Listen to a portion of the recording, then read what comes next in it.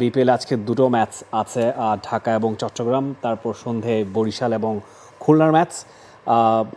বলতে গেলে চট্টগ্রাম পর্বেই আসলে অনেকটা আজ পাওয়া যাচ্ছে যে কারা টপ 4-এ যাচ্ছেন, কারা টুর্নামেন্ট থেকে অনেকটাই ছিটকে যাচ্ছেন। চট্টগ্রাম পর্বেই আসলে মোটামুটি ডিসাইডিং সেটা হয়ে যাচ্ছে।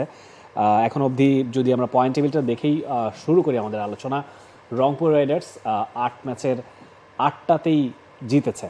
চিটাগং কিংস 8 ম্যাচে 5টা জয় এবং 3টা হার নিয়ে 2 নম্বরে আছে। শুরু থেকে মানে পয়েন্ট টেবিলের 1 নম্বর জায়গাটা যেখানে ছিল রংপুর রাইডার্স সেখানেই রয়েছে। মানে প্রথম খেলাই তারা জিতেছিল, প্রথম ম্যাচটাই তাদের ছিল। তো তারপর থেকে ফরচুন বরিশাল 8 ম্যাচে 5 জয়, 2 হার, তাদের পয়েন্ট 10, তারাও 3 নম্বরে আছে। খুলনা টাইগার্স 8 ম্যাচে 3 জয় 4 হার।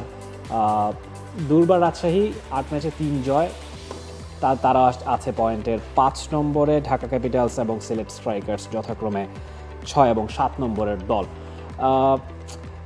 ওভারঅল আপনার কাছে এই মুহূর্তে এসে কি মনে হচ্ছে যে টপ 4-এ, তো টপ 2 তো আমরা মোটামুটি বলতেই পারি যে রংপুর, চিটাগং, বরিশাল মোটামুটি সেফ ছিল। হ্যাঁ, বরিশাল অনেকটা সময় টেবিলে 2। আসলে আমার কাছে কি মনে হয় ওভারঅল তার থেকে বড় কথা যে আসলে পয়েন্ট টেবিলটি আসলে কি বলছে। আমরা যদি দেখি যে রংপুর রাইডার্স তো 8টা ম্যাচ খেলেছে, তাদের এখন আরো 4টা ম্যাচ বাকি আছে, 12টা করেই তো ম্যাচ খেলার কথা সবগুলো দলের।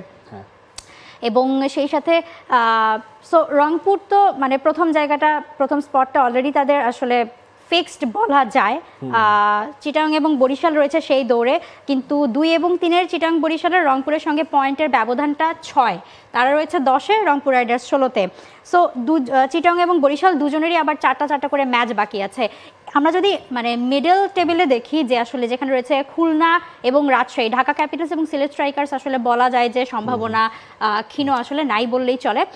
এবং খুলনা এবং শুধু আগের ম্যাচে একা ডোবেনি, ঢাকা সিলেটকে নিয়ে ডুবেছে। এক্স্যাক্টলি, লাস্ট ম্যাচটা, পরশুর ম্যাচটা যদি সিলেট আসলে জিততে পারতো তাহলে মানে সিলেটের জন্য সম্ভাবনাটা থাকতো। আনফরচুনেটলি ঢাকা ডুবেছে, সিলেটকে নিয়ে ডুবেছে। এখানে একটা ইন্টারেস্টিং ব্যাপার কি দেখুন, খুলনা টাইগার্স, দুর্বার রাজশাহী, এই দুটো টিমের মধ্যেই আসলে লড়াইটা হবে। এই দুটো টিমের মধ্যে একটা টিমে যারা দুর্বার রাজশাহী, চিটাগংও ছিল, কিন্তু চিটাগং পর্বে ভালো খেলে মোটামুটি সিকিউর করে ফেলেছে। প্রবলেমটা হয়েছে কি, দুর্বার রাজশাহী এবং খুলনা টাইগার্সের পয়েন্ট সমান, দুটো দলেরই 6-6 করে, কিন্তু দুর্বার রাজশাহী অলরেডি 9টা ম্যাচ খেলে ফেলেছে, খুলনা অলরেডি 7টা ম্যাচ খেলে ফেলেছে। সে কারণে খুলনাকে স্লাইটলি এগিয়ে রাখা যায় কিনা, কি মনে হয় আপনার? হ্যাঁ, কারণ আপনার দুর্বার রাজশাহী তাহলে আপনার ধরেন ম্যাচই বাকি রয়েছে কম, 3টা ম্যাচ রয়েছে, আর খুলনার জন্য এখন আরো 5টা ম্যাচের সুযোগ রয়েছে। সো 5টা ম্যাচে জিতে যদি তারা আসলে আরো 10 পয়েন্ট নিতে পারে, 10 পয়েন্ট না হোক আর যতটুকু পয়েন্ট নিতে পারবে, যেহেতু ম্যাচ তারা কম খেলেছে, সো খুলনার জন্য আসলে সম্ভাবনাটা বেশি এগিয়ে থাকছে। তাহলে কি মানে রংপুর, চিটাগং, বরিশাল এবং খুলনা মোস্ট প্রবাবলি দেখা যাক।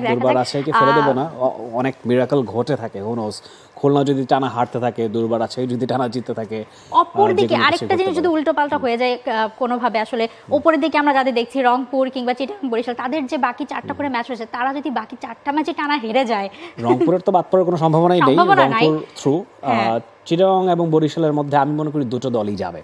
মানে সোফার তারা যেভাবে খেলছে, ফরচুন বরিশাল দেখুন ডিফেন্ডিং চ্যাম্পিয়ন টিম, চিটাগং আপনি কিছুক্ষণ আগে বললেন চিটাগং পর্বে তারা যেভাবে খেলেছে, হোম অ্যাডভান্টেজটা পেয়ে গিয়েছে, এখন ঢাকা পর্বে গিয়েও আসলে সেইভাবেই খেলবে। সো লড়াইটা আপনিও বলতে চাইছেন যে খুলনা এবং রাজশাহীর মধ্যে আসলে এখন দেখার বিষয় যে মানে টপ 4-এর চিটাগং, বরিশাল আর রংপুর মোটামুটি বলা যায়, আর খুলনা এবং রাজশাহী থেকে কে যায় টপ 4-এ 4 নাম্বার টিম কিংবা 3 নাম্বার টিম হয়, সেটাই আসলে এখন দেখার বিষয়। সো বিপিএল এর পয়েন্ট টেবিলটা এমনই ছিল, আপাতত এই রকম আপডেটই বলছে। একদিন মাঝখানে গ্যাপ ছিল বলতে হচ্ছে মৌ, দেখুন এখানে দুটো টিম, দুর্বার রাজশাহী, ঢাকা ক্যাপিটালস, এবার আসলে তারা নতুন, মোস্ট প্রবলি দুটো টিমই ছিটকে যাচ্ছে। ঢাকা তো ছিটকে গেছে, দুর্বার রাজশাহীর চান্সেস তো খুব কম। তো এই জিনিসটা প্রুফ করে যে কনসিস্টেন্ট বেসিসে একটা ফ্র্যাঞ্চাইজি যদি 2-3টে আসর খেলে, তাহলে কিন্তু তাদের, আপনি প্লে অফ তো সবাই সিকিউর করবে না, কিন্তু তাদের চান্সেসটা বেশি থাকে। অ্যাটলিস্ট তারা এরকম টানা হারের বৃত্তে ঢাকা যেভাবে ছিল সেরকম হবার কথা নয়। বা দুর্বার রাজশাহীরও অনেক আপস অ্যান্ড ডাউনস গিয়েছে, দুর্বার রাজশাহীর টিমটা নিয়েও অনেক আলোচনা সমালোচনা হচ্ছে। 9 ম্যাচে 3টা তারা জিতেছে, 6টা হেরেছে। হার জয়ের বাইরেও টিমের ম্যানেজমেন্ট দেখুন, বা আপনি মাঠের বাইরের তাদের স্ট্রাকচার নিয়ে অনেক কোয়েশ্চেন হচ্ছে। তো এটা প্রথমবার বলেই হয়েছে, যদি এই দুটো টিম আরো 2-3টে আসরে থাকে তাহলে দেখবেন যে কিছুটা গুছিয়েও নিতে পারে। তো এটা যেটা কিনা রংপুর রাইডার্সের হয়েছে, ফরচুন বরিশাল বলুন, ইনফ্যাক্ট সিলেটের পারফরমেন্স হয়তো বা পক্ষে কথা বলছে না, কিন্তু সিলেট টিমটা কিন্তু ব্যালেন্স এবং তাদের টিম নিয়ে কিন্তু কোনো অভিযোগ আসছে না। আনলাকি খুবই আনলাকি হ্যাঁ, এবং unlucky লাস্ট বটে। ম্যাচটাও হেরে আসলে আনলাকিলি তাদেরকে আসলে এরকম অবস্থা একদম পয়েন্ট টেবিলে এখন তলানিতে রয়েছে। তবে হ্যাঁ, যেটা আসলে বলছিলেন সেটা ট্রু, ফ্র্যাঞ্চাইজিগুলো যত দিন যাবে যত পরিণত হবে মাঠের খেলাও সেটার একটা প্রতিফলন কিন্তু আসলে দেখা যায়। বাংলাদেশ প্রিমিয়ার লিগ 2025, 7টি দলের জমজমাট লড়াইয়ের মাধ্যমে পুরো দেশ দেখতে চোখ রাখুন টি স্পোর্টস নেটওয়ার্কে।